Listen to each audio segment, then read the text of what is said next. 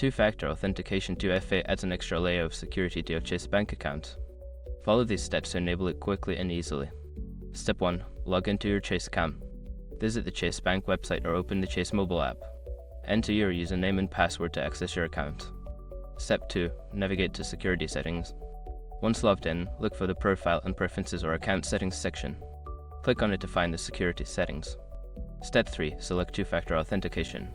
In the Security Settings, locate the option for two-factor authentication. This may also be labeled as two-step verification or security code. Step 4. Choose your verification method. You will be prompted to select how you want to receive your verification codes.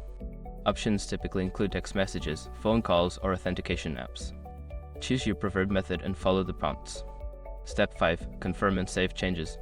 After selecting your verification method, you may need to enter a code sent to you for verification. Once confirmed, make sure to save your changes to activate two-factor authentication.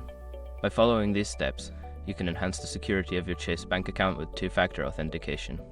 Always remember to keep your contact information up to date to ensure you receive your verification codes.